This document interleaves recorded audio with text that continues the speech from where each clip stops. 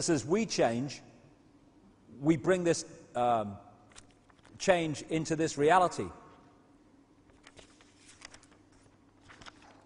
As more of you raise yourselves to meet the challenge, so we can awaken more of these energies.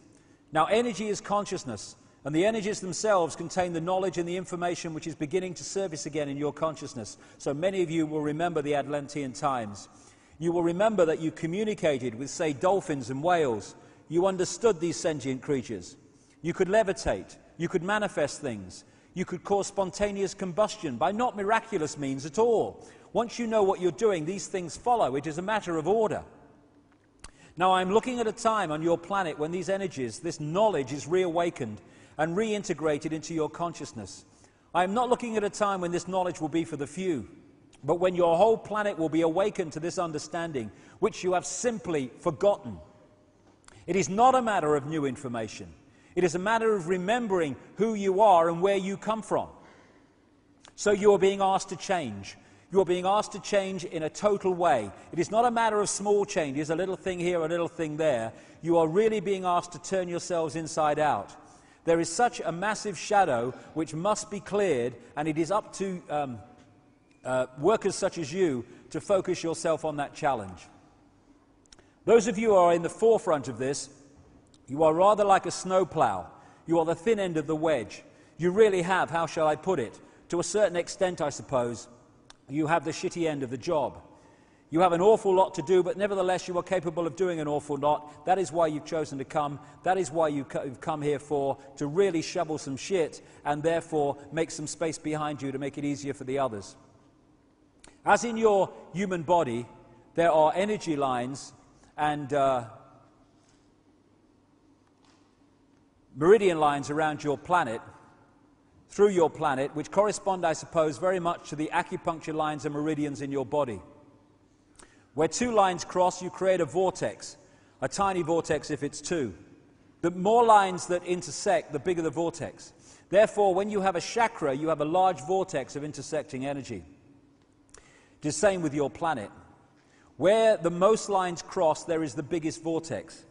Now, you could say that the plexus in and around the islands that you call the British Isles is the hub of the wheel of plexuses and energies which surround your planet.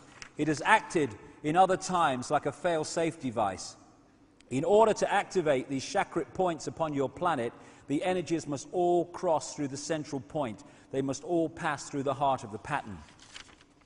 And it's no accident, I would suggest, that Britain and London and Scotland and whatever are one of the major centres for the hybrid bloodlines and the Illuminati on the planet, because they understand the significance of its place, not because of it's a country, but its point on this energy grid.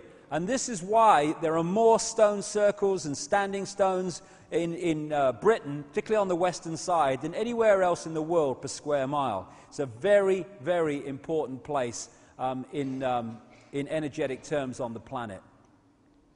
And my feeling about this awakening is that this is very, very much involved. I've got a lot more to do on this, to say the least, but I'm sure that the sun is far more than a source of heat. It is a place or an opening, a gateway, where great energetic change and code changes come into this solar system, same with others all around what we call the universe. And I feel that at the elite level, not among the general population, one of the focuses on the sun, or the reasons for the obsession with the sun, is the knowledge of this, right going back to the ancient world. I also feel that the black holes and stuff are also ways that these energetic codes come in and out of this reality. So we're in a situation where there is an energetic change. More and more people are feeling it. Of course, people who are more awake are going to feel it first, but even people you thought were never going to kind of open their minds to this, now they're doing the same. Something's going on, and it's going on in the period that in the 1990s I was told it was going to go on.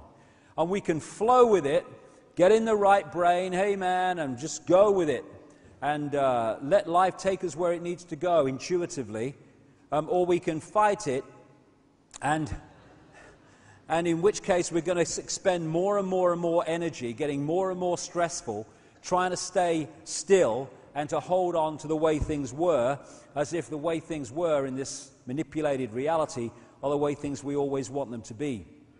So this change is giving us even a bigger opportunity to change the nature of the way we see the world and ourselves.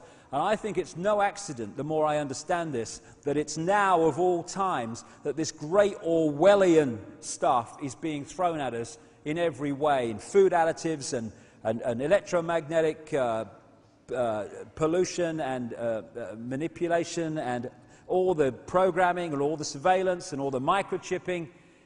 It's a response to the fact that they know this change is taking place and they're trying to suppress it so fewer people as possible actually start to lock into it and become transformed by it.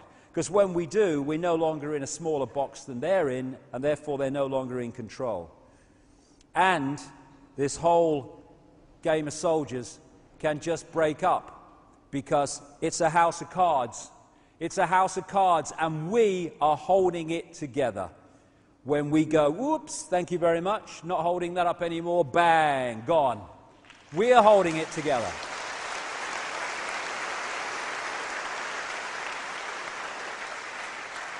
That's the point. It's not that they have constructed this, they have manipulated us to construct it. You cannot solve problems with the same level of consciousness that created them. No, but the same level of consciousness is not where we're going now. We're going to another one, to change our reality. And it's a time to choose. A time to choose if we want to flow with this and become the full magnitude of who we are, or whether we want to stay in the box like little frightened mice, saying, oh my God, I can't say boo to a goose, the goose won't like it. Free your mind and let nothing and no one enslave it is a great motto for everyone, I would suggest, including myself. As Mencken said at the start of this event today, I believe that any man that takes the liberty from another into his keeping is bound to become a tyrant, and that any man who yields up his liberty, in however slight the measure, is bound to become a slave. That's how we got into this. Voltaire, so long as the people do not care to exercise their freedom, those who wish to tyrannize will do so. For tyrants are active and ardent and will devote themselves in the name of any number of gods, religious or otherwise, to put shackles on sleeping men. We have created it because we have become sleeping men and women. We can do things on a physical level, which are a reflection of our changing consciousness, like ceasing to cooperate with the system of control. We've had a discussion outside the White House. We've had a discussion and we've decided this is going to happen. Mass of the people. No, it's not. We ain't doing that. Where's the power? Gone. Gone. The power is with us, and we have been cooperating with the building of our own prison. When we cease to cooperate, the prison can't be built because there's not enough people to do it if the people who are being enslaved don't do it to themselves. As Albert Einstein said, the pioneers of a warless world are the youth that refuse military service.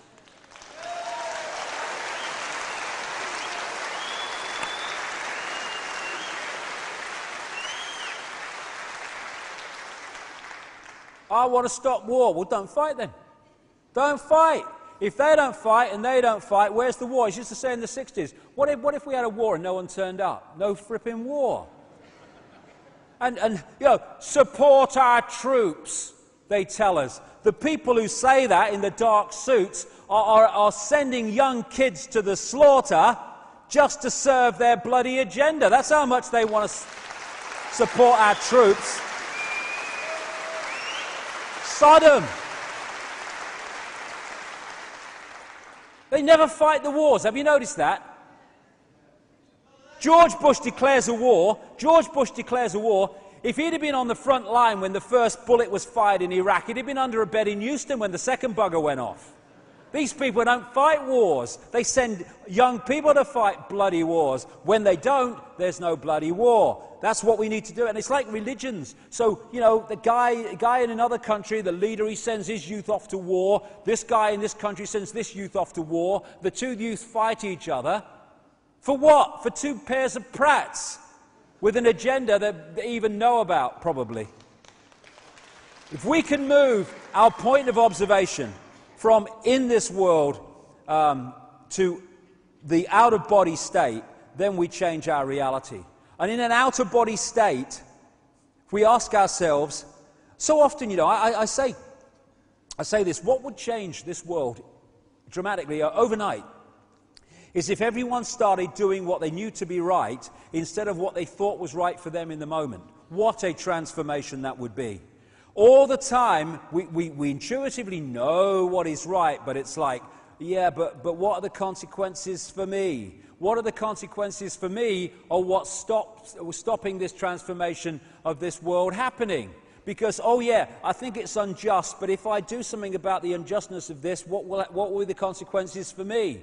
People say to me all the time, insiders, look, I'll give you this information, but don't mention my name, will you? All right, I'll do it then. And when we get to that point where we're doing what we know to be right, instead of doing what we think is right for us in the moment, then everything changes. And what is right for us in the moment? Only what body consciousness thinks it is. In the out-of-body state, when we're in that state, are we saying, oh my goodness me, I ain't half glad that I didn't do what was right there, because I'd have had a bit of a problem here? No, we'd have said, oh, I wish I'd have done what was right there, because that was the right thing to do. That's the point of observation when we're out of this program reality. As Martin Luther King said,